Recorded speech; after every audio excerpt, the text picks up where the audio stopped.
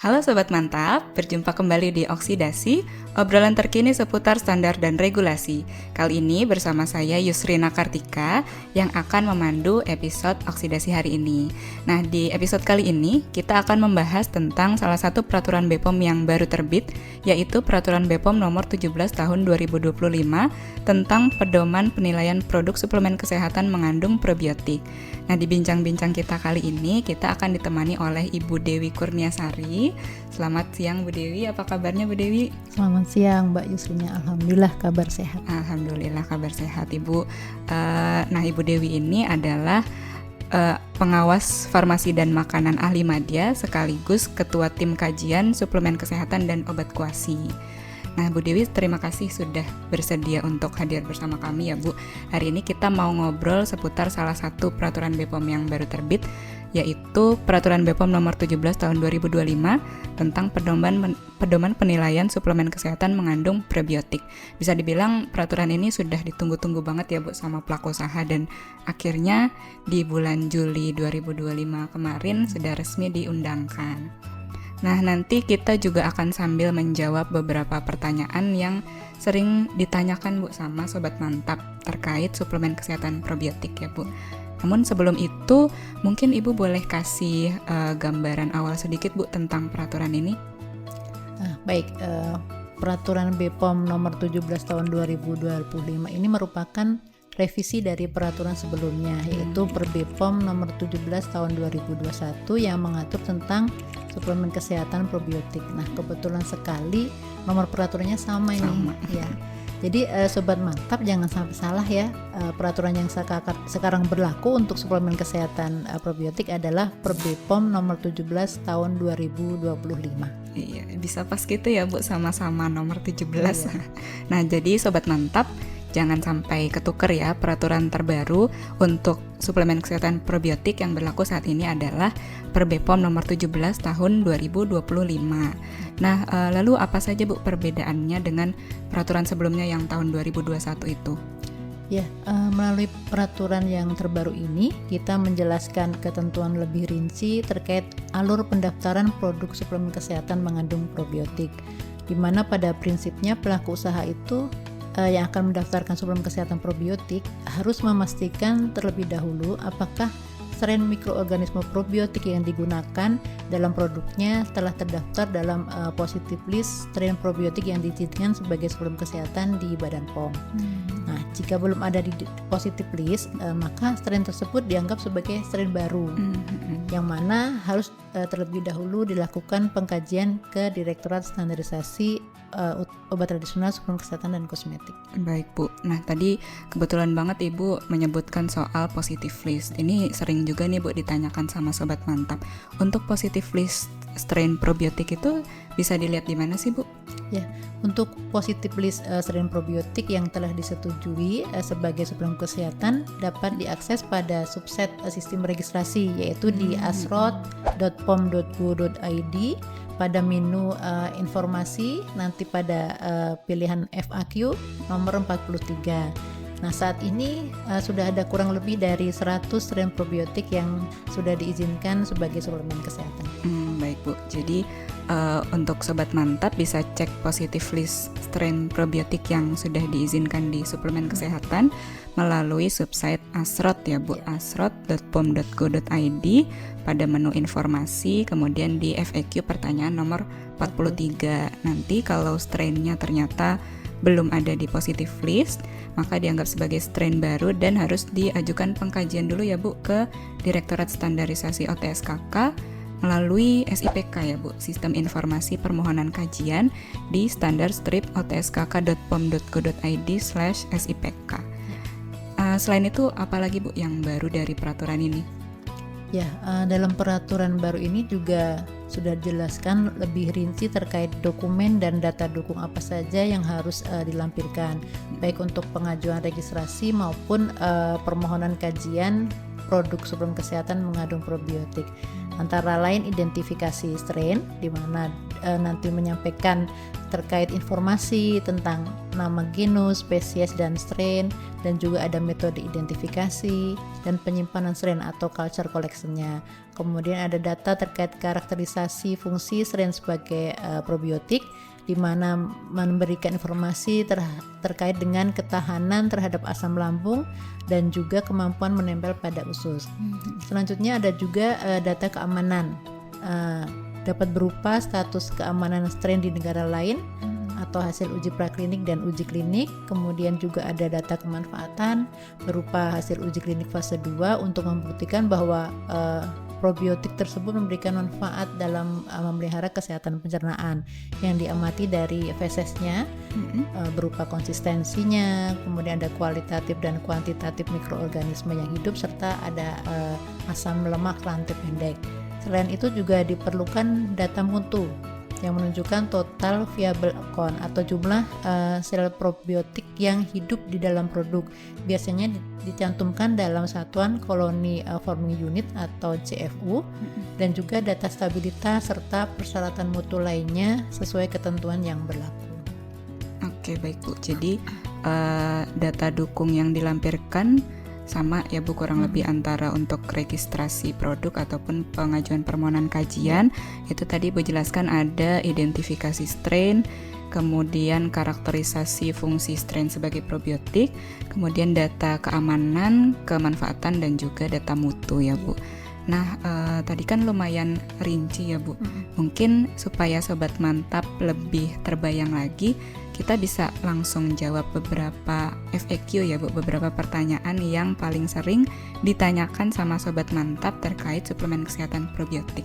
Boleh ya Bu? Ya, silahkan Mbak Yusrin. Nah, jadi untuk pertanyaan yang pertama, tadi kan Ibu sudah jelaskan bahwa pelaku usaha yang akan mendaftarkan suplemen kesehatan probiotik harus cek dulu apakah sudah ada di positive list atau belum. Kalau belum, berarti harus diajukan kajian.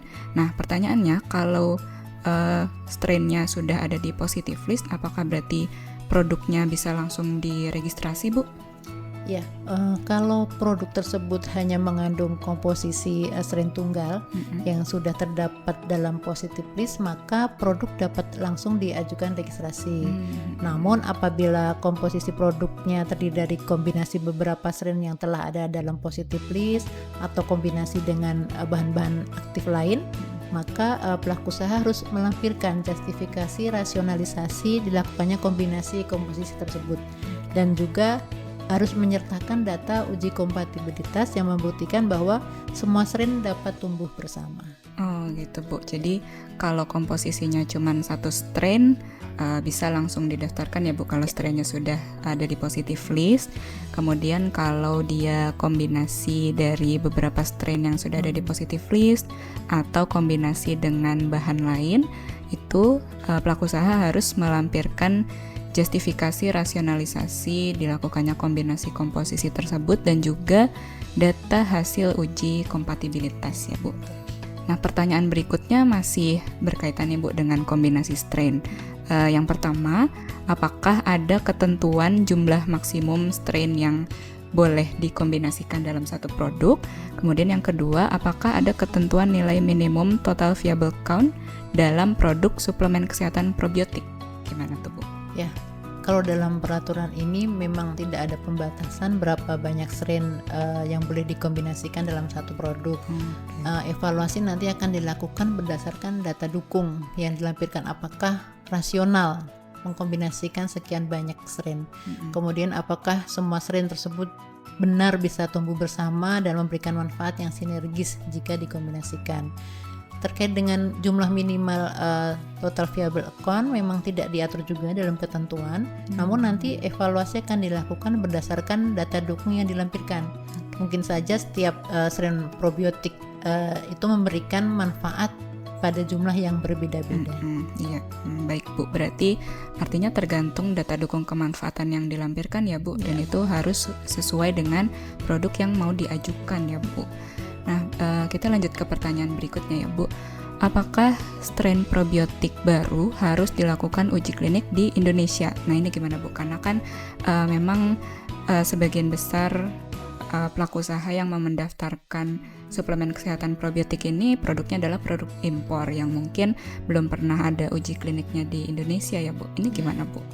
Ya, baik, kalau untuk manfaat probiotik itu sendiri sangat dipengaruhi oleh pola konsumsi dan praktik hygiene sanitasi dari masyarakat atau konsumennya ya. Sehingga memang strain probiotik disarankan telah diuji klinik di Indonesia atau mungkin di negara yang memiliki karakteristik yang serupa dengan Indonesia dalam hal pola konsumsi, praktek hygiene sanitasi, serta kesehatan masyarakatnya, misalkan di negara Malaysia, kemudian ada Thailand dan Vietnam. Namun pada lampiran 4 bab 3 dalam peraturan ini juga sudah dibuatkan algoritma kondisi seperti apa yang diperlukan uji klinik di Indonesia dan kondisi seperti apa yang boleh menggunakan hasil uji klinik di negara lain. Nah, misalnya untuk strain yang sudah mempunyai dokumen GRAS atau Generally Recognized as Safe atau spesiesnya memang sudah umum diketahui profil keamanan dan kemanfaatannya, maka boleh melampirkan data uji klinik dari negara lain. Nantinya akan dievaluasi apakah data tersebut memadai untuk membuktikan manfaat dari produknya. Nah, tapi jika hasil evaluasi menyatakan belum memadai, maka biasanya kami akan merekomendasikan untuk dilakukan uji klinik di Indonesia. Nah, dalam algoritma itu juga disebutkan bahwa data post-market surveillance dari produk probiotik harus dilampirkan untuk mendukung data uji klinik yang dilakukan di negara lain. Oke, baik Bu. Jadi sebetulnya tidak selalu diharuskan uji klinik di Indonesia ya Bu. Nanti tergantung dengan strainnya apakah memang sudah umum dikenal sebagai probiotik, kemanfaatan dan juga keamanannya apakah memang benar-benar baru, dan ini sudah ada algoritma lebih jelasnya di peraturan BPOM ini, tepatnya di lampiran 4 bab 3 ya Bu. Nah, kemudian kita lanjut ke pertanyaan berikutnya ya Bu. Apakah suplemen kesehatan probiotik boleh mengklaim selain membantu memelihara kesehatan pencernaan? Nah, ini gimana Bu? Karena kan memang probiotik identiknya dengan kesehatan cerna ya Bu. Boleh nggak sih kalau mau mengklaim yang lain-lain? Ya, baik. Kalau untuk suplemen kesehatan sendiri sebenarnya ada 3 jenis klaim ya. Ada klaim umum, klaim fungsional, dan klaim pengurangan risiko penyakit. Dan klaim ini juga berlaku untuk suplemen kesehatan mengandung probiotik. Untuk klaim membantu memelihara kesehatan pencernaan itu termasuk klaim umum. Kalau klaim fungsional itu klaim selain memelihara kesehatan pencernaan yang berkaitan dengan efek khusus terhadap fungsi atau aktivitas biologis normal tubuh, misalnya untuk menjaga daya tahan tubuh, klaim sebagai ajuvan terapi penyakit tertentu dan sebagainya, dan juga bisa menggunakan klaim pengurangan risiko penyakit. Untuk setiap klaim yang dicantumkan tentunya akan dievaluasi berdasarkan data dukung yang dilampirkan. Jika hendak mencantumkan klaim selain memelihara kesehatan pencernaan, maka harus ada data manfaat atau uji klinik dengan parameter yang relevan dengan klaim tersebut. Hal penting lain yang harus diperhatikan yaitu jika probiotik akan diklaim untuk manfaat selain memelihara kesehatan pencernaan, maka probiotik tersebut harus sudah terbukti memberikan manfaat untuk memelihara kesehatan cerna. Ya, sehingga apabila belum ada data terkait memelihara kesehatan cerna, maka terlebih dahulu harus dilakukan uji klinik dengan parameter untuk kesehatan pencernaan tersebut. Baik Bu, jadi sebetulnya boleh-boleh aja ya Bu kalau mau mencantumkan klaim selain memelihara kesehatan cerna. Tentunya harus didukung dengan data manfaat yang sesuai, pengukurannya terhadap parameter yang relevan dengan yang mau diklaim ya Bu. Serta yang tidak kalah penting tadi Ibu sebutkan adalah sudah terbukti kemanfaatannya dalam memelihara kesehatan cerna ya Bu. Baik, nah itu tadi ternyata pertanyaan terakhir Bu. Tidak terasa kita tadi sudah ngobrol banyak soal Perbepom 17 tahun 2025 dan juga suplemen kesehatan mengandung probiotik secara umum. Tidak terasa kita sudah sampai di penghujung oksidasi episode kali ini Bu. Mungkin sebelum kita akhiri, apakah Bu Dewi ada pesan-pesan yang mau disampaikan ke Sobat Mantap? Ya, baik, semoga informasi tadi bermanfaat untuk semua Sobat Mantap Bila masih ada pertanyaan lebih lanjut mengenai suplemen kesehatan probiotik, terutama dari implementasi dari peraturan Badan POM nomor 17 tahun 2025, bisa berkonsultasi melalui website kami di standar-otskk.pom.go.id. Oke, baik Bu. Jadi kalau Sobat Mantap masih ada yang mau ditanyakan soal suplemen kesehatan probiotik atau soal lain terkait suplemen kesehatan, bisa mengirimkan pertanyaannya melalui layanan konsultasi kami ya Bu di standar-otskk.pom.go.id. Baik Bu Dewi, terima kasih banyak atas bincang-bincang kita hari ini. Terima kasih sudah bersedia hadir bersama kita. Semoga Bu Dewi sehat selalu ya Bu. Dan itu tadi Sobat Mantap, oksidasi episode kali ini, suplemen kesehatan probiotik. Semoga bincang-bincang kita hari ini dapat memberikan manfaat dan pemahaman regulasi yang lebih baik lagi untuk kita semua. Akhir kata, saya Yusrina pamit undur diri. Sampai jumpa di oksidasi episode selanjutnya.